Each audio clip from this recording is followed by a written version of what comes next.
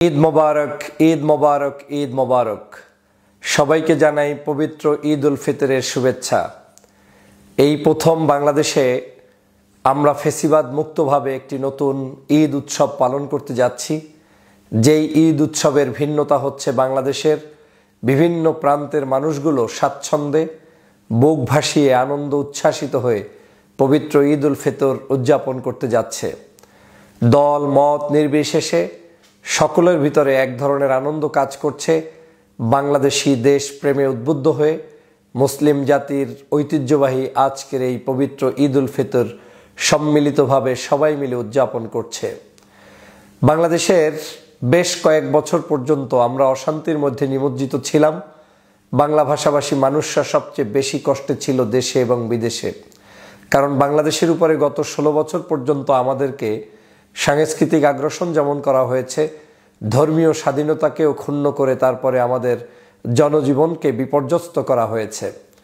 কিন্তু দীর্ঘ 16 বছর পরে আবার নতুন করে বাংলাদেশের মানুষ হাসতে শিখেছে, আনন্দ করতে শিখেছে, আত্মীয়র বন্ধনে আবদ্ধ হতে শিখেছে, একে অপরের কাছাকাছি যেতে শিখেছে।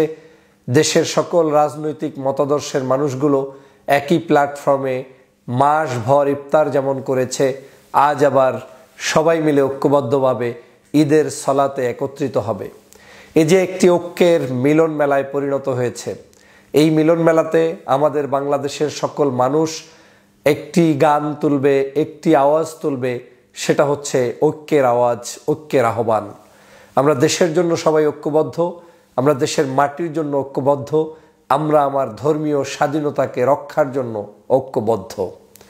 আজ আমাদের উচিত হবে হিংসা বিদ্বেষ মুক্ত একটি সমাজ বিনির্মাণের জন্য, কলহমুক্ত একটি সমাজ বিনির্মাণের জন্য আমাদের সকল প্রকার বৈষম্য দূরীকরণ করে আমরা আমাদের মাতৃভূমিকে মানুষত্বের ভিত্তিতে আমরা গড়ে তুলব। আমাদের এই মাতৃভূমি এগিয়ে যাবে বহু বহু বহু বছর পর্যন্ত, যেই বছর গুণে কখনোই শেষ করা যাবে না। এই মাতৃভূমিতে আমাদের পরবর্তী প্রজন্মরা যারাই আসবে তারা ইসলামের শিক্ষায় শিক্ষিত হবে, ধর্মীয় শিক্ষায় শিক্ষিত হবে এবং ঈদের আনন্দে ঈদের শিক্ষা অর্জন করে বাংলাদেশের মানুষকে পরিচালিত করবে। আজ আমাদের ঈদের আনন্দ থাকলেও ঈদের আনন্দ নেই মুসলিম বিশ্বের বহু রাষ্ট্রে, যেখানে এখনো মানুষগুলো হাহাকার করছে কিংবা তারা খোলা ছাদের নিচে ঘুরে বেড়াচ্ছে। আমাদের এই সময়ে, আনন্দময় সময়টিতে তাদের জন্য দোয়া করা ছাড়া আমাদের হাতে হয়তো অনেক কিছু নেই। তবে আমাদের সিদ্ধান্ত নিতে হবে মুসলিম বিশ্বে আমাদের এই ঈদের আনন্দ যেন শক্তিতে রূপান্তরিত হয়ে আমরা মানবতার সকল ক্রাইসিসে জনতার পক্ষে দাঁড়াতে পারি। সেই শক্তি আল্লাহ পাক আমাদেরকে দান করুক। বাংলা ভাষাভাষী সকল মানুষদেরকে আমি অতিরিক্ত আন্তরিকতার সাথে আবারও ধন্যবাদ জানাচ্ছি, এজন্যই যে আপনারাই বাংলাদেশের সম্পদ। বাংলাদেশের যে সকল ভাইয়েরা বিদেশে রেমিটান্স যোদ্ধা হিসেবে দীর্ঘদিন পর্যন্ত কাজ করছেন কিন্তু মাতৃভূমিতে আসতে পারছেন না, আপনাদের প্রতি আমার ঈদের শুভেচ্ছা রইল। আপনারাই বাংলাদেশের সম্পদ।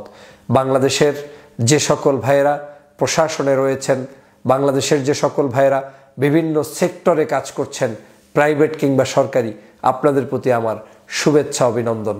বাংলাদেশের কৃষক শ্রমিক জনতা, বাংলাদেশের শিক্ষক সুধী ছাত্র সমাজ, বাংলাদেশের আলেম ওলামা পীর মাশায়েখ, বাংলাদেশের ইমাম কারি মুহাদ্দিস, বাংলাদেশের নায়ক নায়িকা শিল্পী সাহিত্যিক কবি সাংবাদিক, সকলের প্রতি আমার পবিত্র ঈদ উল ফিতরের শুভেচ্ছা।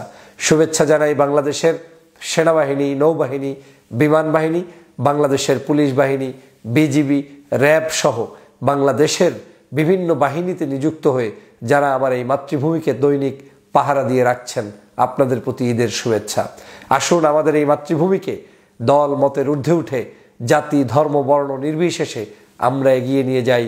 ঈদ আনন্দের মতো করেই বাংলাদেশের 365 দিনই আমরা সুন্দরভাবে যেন পালন করতে পারি, সেই উদাত্ত আহ্বান থাকলো সকলের প্রতি।